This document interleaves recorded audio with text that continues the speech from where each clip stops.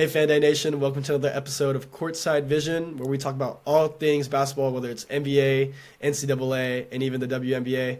I'm your host, Jalen, and I'm here with FDN insider John, also known as Lakers Corner. So excited to have him. If you haven't checked out his pages, his platforms and stuff, definitely check out Lakers Corner. A lot of great content with the Lakers. Today we'll be talking a little bit about the NBA playoffs, some of the matchups, have a question about best team in the playoffs, then also kind of the NBA awards that happen and that's kind of been popping this whole week. So, John, really excited to have you. How you been today? Doing good, Jalen. Doing good, brother. Happy to be here. It's Friday. Lakers game 3 later today, Yeah. man. I'm looking forward to that big swing game today. So we'll see how that goes, man. But happy to be here, and always happy to talk some hoops. Yep. So speaking of Lakers, swing game right here. So first topic that we're going to talk about is actually game 3 of Lakers and T-Wolves and just the overall first round so far for that series. So we know a series is tied 1-1. T-Wolves got the first one. Lakers got the second one in LA.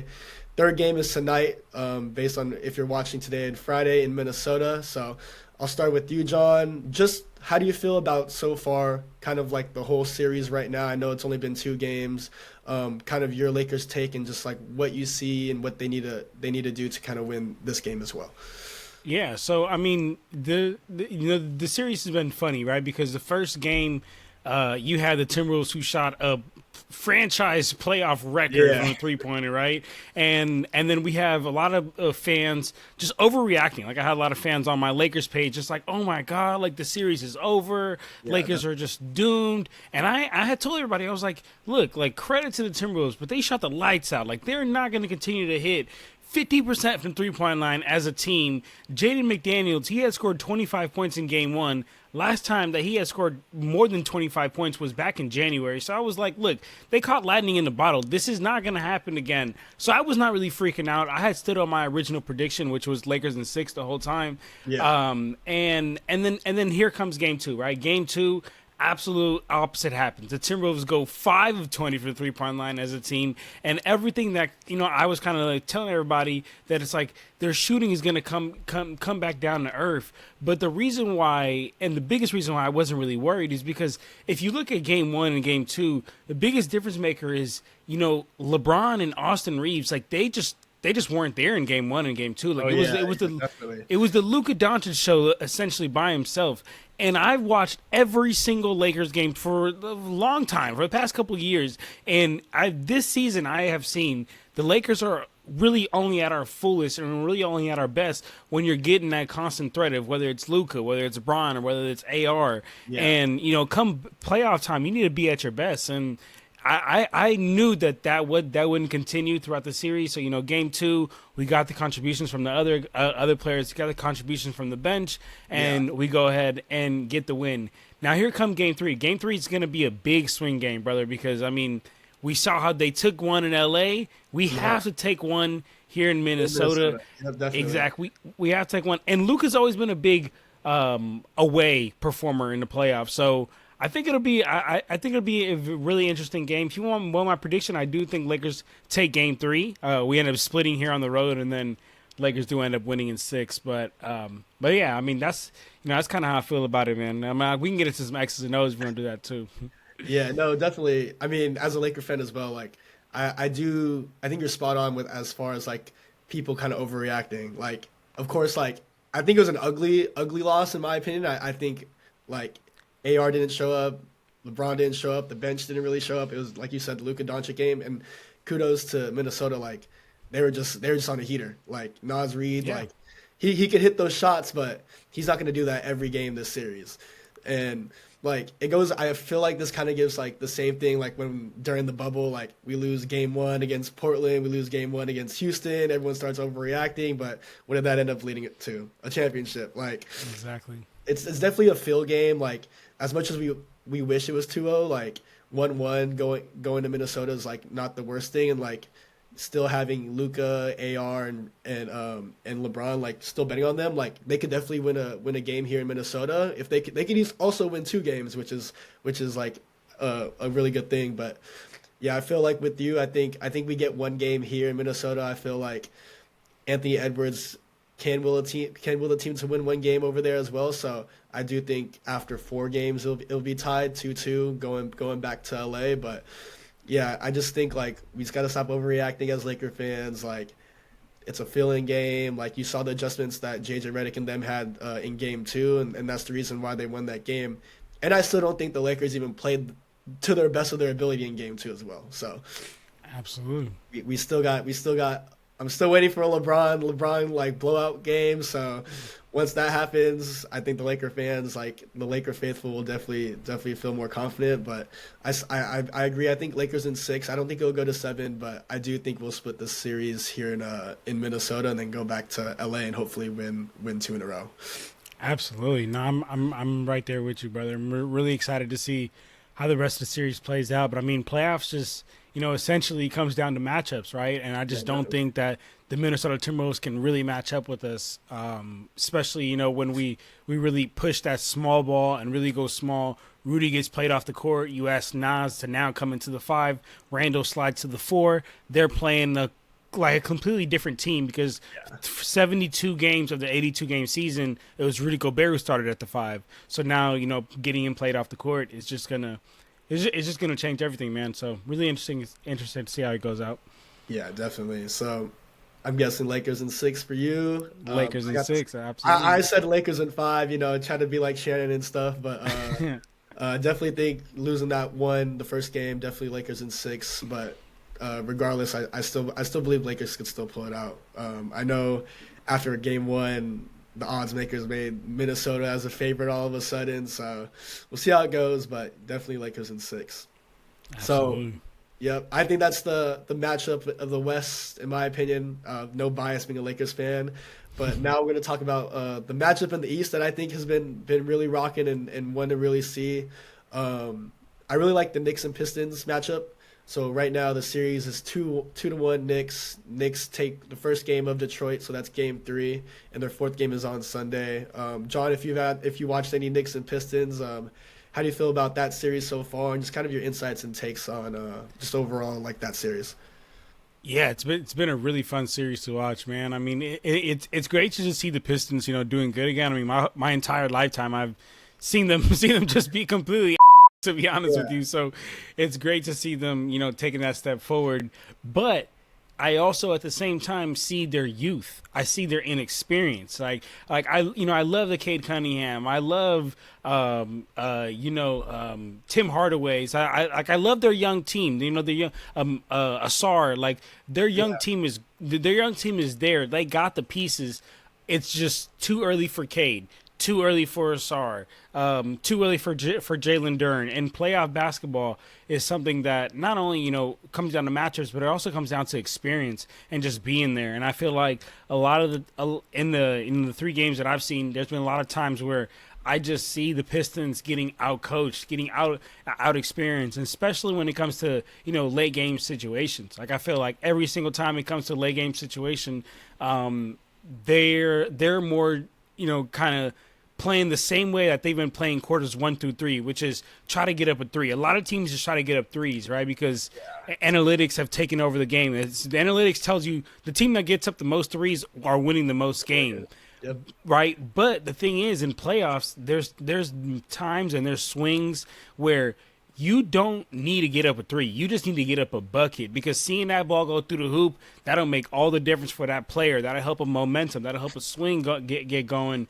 So I say that to say, like, I think the Pistons sometimes just play right now how they're playing in the regular season, and that just won't work. Versus with the Knicks, you can see sometimes where they're able to slow the game down when that's when the game is in the playoffs. It's a lot more slowed down, a lot more of a chess match instead of a checkers match. And then also, I think the Knicks have the best player in the series, which is Jalen Brunson. I mean, Cade Cunningham by far has the most experience. I mean, has the most potential, but I think Jalen Brunson, as of right now, is the best player. And when you're the best player in the series, like, you can dictate a lot. And a lot of late game situations, you just see Jalen Brunson go to work and Jalen Brunson go get a bucket, whether it's off that pivot in the midi, whether he's getting to the 3 or just getting to the basket. Yeah, he's just making something happen. I just think that the Pistons, they're just a little bit too inexperienced still.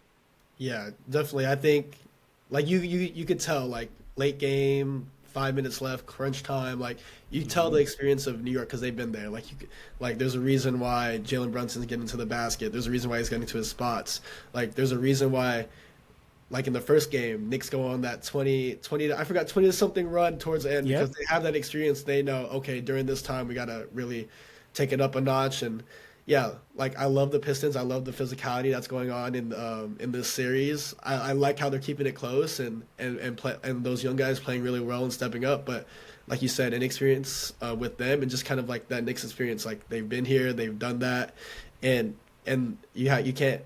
Like Tom Thibodeau, like as your coach too, like he knows what he's doing. Like he's been in those situations. So yeah, you could just kind of tell too. Like they feel a little bit more rush towards the end for the Pistons. The Knicks slow it down. They make sure they get into their sets and all that. Their actions are a lot more crisp. So I know the series 2-1. I had the Knicks going 5 games in it. I still believe they'll win the next game and kind of beat it in 5, beat them in 5. But yeah, like Knicks, like I don't think they're gonna be in the championship. I think they're a good contender, but compared to like Cleveland and Boston, not the best in the East. But definitely against this Pistons team, like you could definitely see the flaws of the Pistons playing them and kind of just like that young game for them. Like a bunch of them are young, and that's just the growing pains that's gonna happen. But I'm glad that they're playing and playing hard because in 2 to 3 years, you get Cade, Jalen Duren, Asar, and all them. They get playoff experience in 2 to 3 years. It's gonna be scary. Absolutely, they get too in free agency. You never know. Like they get that playoff experience. They know they gain the physicality of the playoffs. Like 2 to 3 years from now, we can see them as like a top 3 seed in the East. So. Absolutely, and I love what you said about late game situations because I feel like that's when you could see it most. Like especially when they played in the Madison Square Garden, like it's just rocking in there, and they're still trying to play up tempo. They're still trying to push the pace, and versus like when the Knicks like when they get caught on the bad side of like of a run or a momentum swing.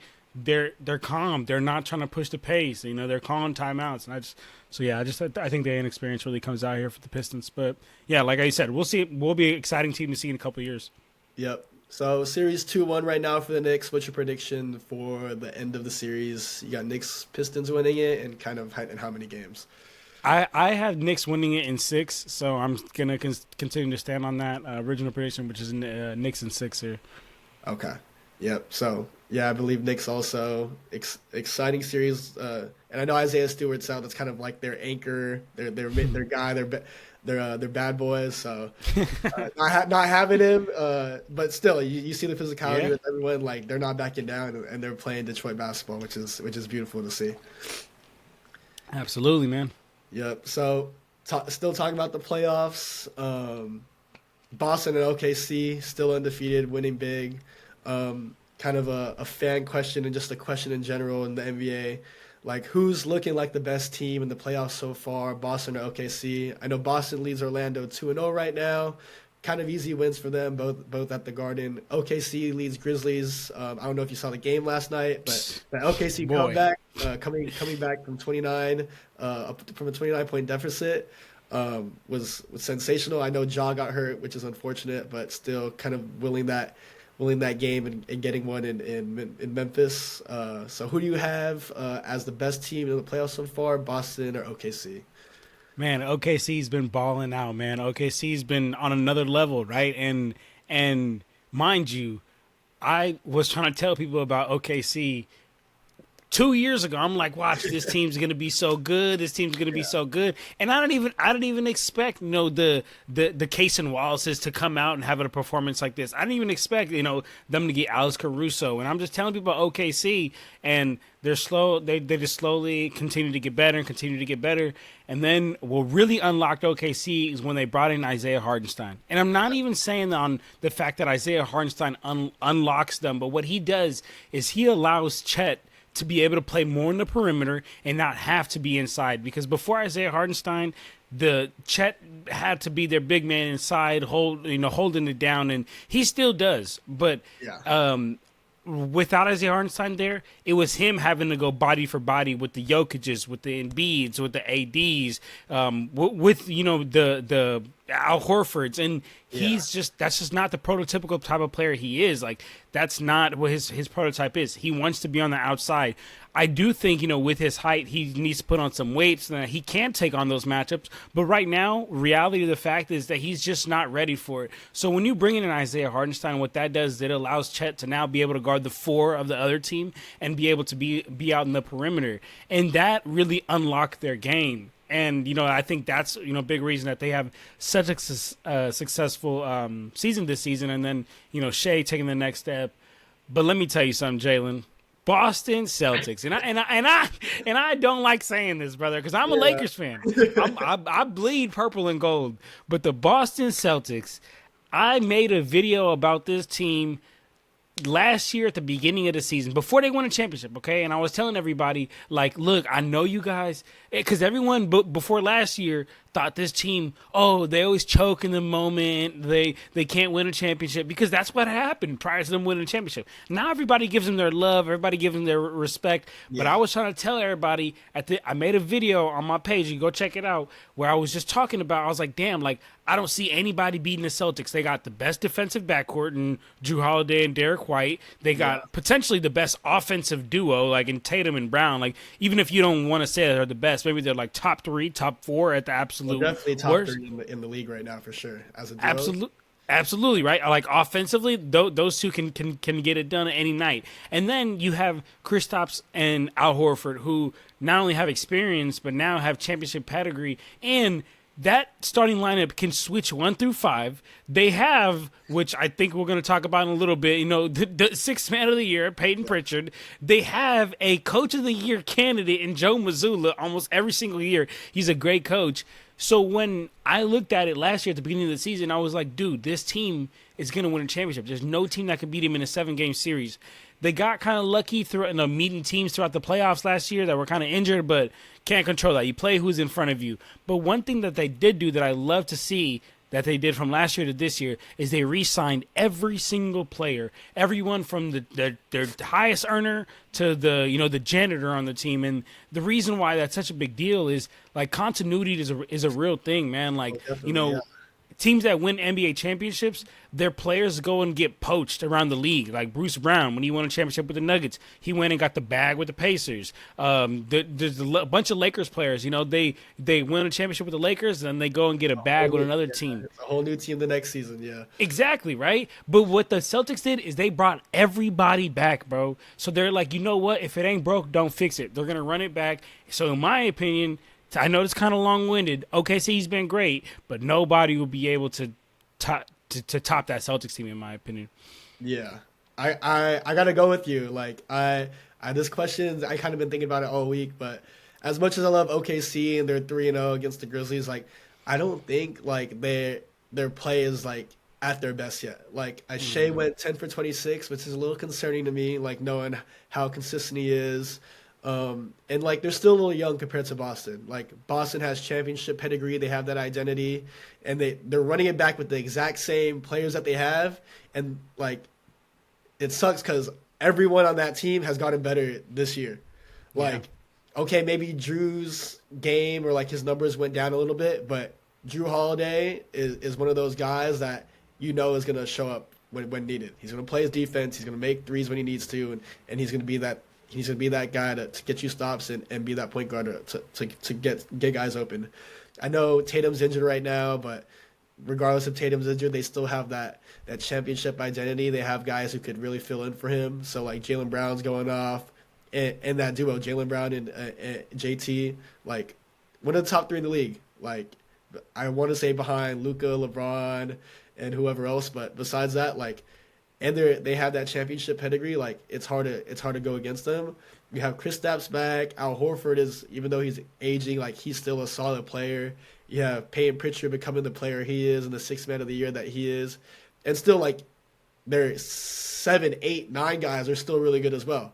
Luke Cornett, Sam Hauser, like you have guys that are ready to plug and play whenever and really make a difference and on the court as well. But like OKC, like, they may be quote unquote like the best team in the league, like, because they're in the West and stuff. But I just think, like, yeah, Boston, like, they're gonna go sweep through through the East easily. And I just think out of those two teams, like Boston has that championship pedigree, and they have the identity and their continuity, like you said, is what's needed. Like look at Denver, like you lose Kentavious Caldwell-Pope, you lose Bruce Brown, like where the continuity there is not the same as when they won the championship.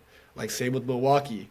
But the fact that Boston brought everyone back, brought their whole coaching staff back, like they're here for business, they know how to play with each other, and this is like night and day for them. So I got to go with Boston as the best team in the playoffs right now. Like they're beating Orlando. Like OKC is up against Memphis, but I kind of knew they're going to sweep Memphis, or I had a feeling they're going to sweep Memphis. So. And just Boston just looks too good, and just like their 1 through 8, in my opinion, is just the best in the league. So, absolutely, 100% agree with you, Jalen. Yeah. So speaking of winning big, just want to give a quick shout out to Nico Stones because real ones know it's not just about winning on the court; it's about winning with style too. From bold rings to sleek chains, there's something for every vibe. So tap the link in the description to explore the full collection. Shout out to Nico Stones. Get your jewelry there. Amazing company. So gotta get iced out. Make sure you look at Nico Stones. There you go, man. You want to look blinged out, man. You know where to go. So we're gonna keep it in the East. Now we're gonna talk about kind of the NBA awards that kind of been popping up this whole week. So 3 NBA awards have been given out.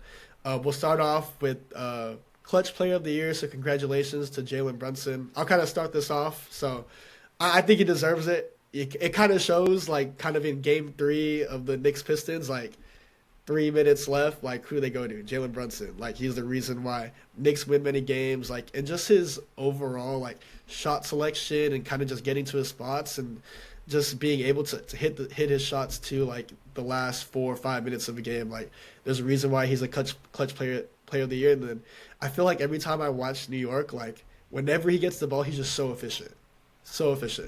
Like whether it's getting downhill with his big frame against smaller guards, get into the line, or his mid-range pull-up, and at the same time, like when they need a 3, like I feel like every time I watch, like he's always getting that 3. So clutch player of the year, shout out to Jalen Brunson. John, as far as clutch player of the year, do you think Jalen Brunson deserves it as well? Absolutely, man. I mean, I was trying to pull up the stats here, just because I might be a little bit off, and I'm pretty sure he leads the NBA in fourth quarter scoring right now. And yeah, like how you said, his ability to just get to his spot, like it doesn't matter if you're zoning him, manning him, boxing one him. It just doesn't matter what you throw his way. Like he is able to get to his spot and just go get a bucket. It's kind of like I was talking about earlier, right? Some people just, they want to continue to play the same way they play in the regular season. Jalen Brunson, he's able to take that step up in the playoffs and just get to his spot in late game situations. So, I'm all right there with you. Yeah, and I think just like how he gets it too, whether it's in a pick and roll, whether it's ISO, whether it's coming off screens, off sets, like he's going to get the ball, he's going to get to where he needs to go, and he's going to put that ball in the basket at the end of the day. And Thanks. Yeah, so Clutch Player of the Year, Jalen Brunson, shout out to you. The next award that was given out earlier this week, speaking of the Boston Celtics, Payton Pritchard, congrats on Sixth Man of the Year. We'll start with you, John, on this one. How do you feel about Payton Pritchard winning Sixth Man of the Year this year? Much deserved, man. I mean, 14 points off the bench, 47% from the field. Guys, that, like, I don't even want to – I mean, I think 40% from the three-point line is crazy, but I just want people to understand he is a 6'1". He's a 6'1" guard playing in the NBA where he's extremely undersized, shooting 47% from the field. Like, man, the efficiency. He's like a spark plug off the bench for them. He's like a perfect fit. He comes off the bench. He's not scared to shoot. He comes down court pulling from logo range. He's had a huge impact off the bench. Pretty sure he leads the league with points off the bench, and he set a new NBA record with 246 made three-pointers as a bench player. So shout out Payton Pritchard, very, very well deserved. Yeah, I think he was my Sixth Man of the Year, definitely. I just think coming in whenever he gets in the game for Boston, like there's no drop off. Like whoever he's subbing out, whether it's Drew, JB, JT, like he gets in the game and he's scoring. He's efficient. He's hitting shots, and at the same time, like he's a really good playmaker in my opinion as well. So I think out of all the six man, like I know Ty Jerome's been really good, but I think Payton Pritchard, especially how he's been kind of leading Boston's second unit and stuff, like there's a reason why he's sixth man of the year, and also just kind of his rise from last year to this year, like has definitely been something special as well. So shout out to Payton Pritchard, that well deserved sixth man of the year, and we'll see. You think Boston could kind of keep him for the next couple of years, especially with that team, or? Man, it's gonna be hard because that whole second apron situation. I'm not the biggest like expert on the cap, but I know that the Celtics are just paying out the ass for all their players right now. So like, I need to see how that situation is gonna work out. But funny fact on Payton Pritchard, my financial advisor actually went to school with him because he went to he went to Oregon. My financial advisor went to Oregon, so just funny fact. He tells me about it all the time. He's like, "Yeah, bro, I used to be in class with him all the time. Like, he's just a regular dude." I was like, "Oh, that's what's up." Yeah, regular dude, but just loves to hoop, and that's loves to hoop, man. Loves to hoop. And then last but not least, of course, the last kind of NBA award that was given out this week, Defensive Player of the Year. I think there was two candidates in my opinion that could have won this, but Defensive Player of the Year, Evan Mobley. Shout out to you, well deserved. John, we'll start with you again. How do you feel about Evan Mobley winning Defensive Player of the Year this year?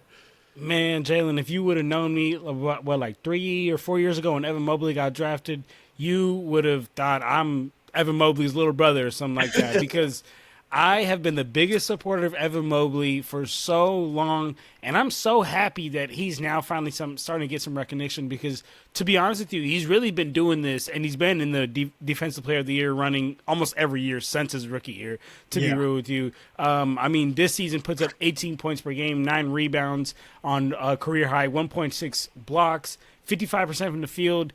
And what makes him special is the 37% from the three-point line, man. I mean, his three-point percentage from last year to this year is exceptionally grown. Yeah, exactly right. And shout out Kenny Atkinson, because Kenny Atkinson is now running the offense through him and has gave him a lot more confidence in shooting that three ball. And I just think that his confidence on the offensive end is also translated to the defensive end, because like he's blocking shots like left and right. He's extremely versatile. He can switch on any defender, whether it's a guard, whether it's a big. Like he exactly 1 through 5. So that's why I really want to see that matchup, the Celtics and the Cavs, because both teams, in my opinion, can switch 1 through 5 with their starting lineup. So like that would be a really good matchup to watch. And I know that Dyson Daniels was up there. I know Draymond was up there. I would think about giving it to Dyson, because like me, I played basketball, and like you love to see just like those dogs. Like you're like a Marcus Smart type defender. You're getting out on every perimeter defender, but I cannot, overlook the numbers, because the numbers don't lie when it comes to Evan Mobley. I mean, he's the best defender on a team that was a top 3 in all year in defensive efficiency. Like that should tell you all you need to know. Like opponents are shooting 4.2% worse from the field goal percentage when the shot is on him. So he's just he definitely earned it, man. Whether it's deterring a shot or blocking a shot or guarding the perimeter, Evan Mobley's Defensive Player of the Year. Yeah, definitely. My pick was actually Dyson Daniels, but at the same time, I'm not mad with Evan Mobley at all. Me playing basketball also, like just being a guard, like just seeing Dyson like kind of just getting up, playing that perimeter defense and just really locking up. And I don't have the stats pulled up, but just like the amount of steals he gets per game is like average. It's insane. So that was kind of my defensive player, just kind of being biased, being a guard and stuff, and just kind of seeing him having to guard guys like 94 feet and stuff, and just getting up on them. Shout out to his him. ability to get over screens is impeccable, bro. I'm most, especially in the NBA now, like they'll just concede to switch. They'll just be like, all right, just switch. But like, bro, he gets over on screens like crazy. Yeah, so shout out Dyson. Yep, shout out Dyson. But at the same time, like you got to give it to Evan. Definitely, guards 1 through 5, like you said, super versatile, and that's not even just like like take away his offensive game that's been amazing this year. And shout out to Kenny Atkinson. I think that was the great hiring for the Cavs. Like you see like offensively, like everyone's hooping because of him. Like just the way his kind of schemes are, and it kind of his play sets, and just like the way he wants to run his offense. Like there's a reason why Darius Garland's kind of becoming who he is. There's a reason why Donovan's always Donovan. Why Ty Jerome's kind of grown to be that great point guard on the second unit, and then Evan Mobley becoming an all-star and kind of offensively growing. But yeah, defensively, like you can't knock a guy who could guard 1 through 5, and like you said, the numbers speak. And he not only like blocks shots and is a rim protector with Jared Allen. He can get on the perimeter and guard and stay down. And so yeah, definitely got to give it to Evan Mobley. Shout out to you, and well deserved Defensive Player of the Year. And no bias as well. Really love Evan Mobley's game. Like I'm from Cali, SoCal, and he's the same grade as me, so kind of seeing him, playing against him growing up, like you've always kind of known like he just has the physical ability and just kind of the defensive like IQ to really kind of defend on all 3 levels. So yeah, facts, man. Shout out Evan Mobley. Yep, shout out Evan Mobley, Defensive Player of the Year. Well, Courtside Vision, thank you guys again for tuning in to another episode where we talk about all things NBA, NCAA, and WNBA. Want to give a great shout out to Lakers Corner, John, for hopping on and just talking about hoops. Be on the lookout and be ready for another episode coming soon. Going to definitely talk about more NBA playoff basketball round 2 when it comes up and stuff. But really excited for the basketball scene. NBA playoffs are ramping up. WNBA is ramping up as well, and a lot of transfer news and stuff coming up for the NCAA as well. So tune in again next time, and thank you guys for really joining us and tuning in and listening to all this hoop talk.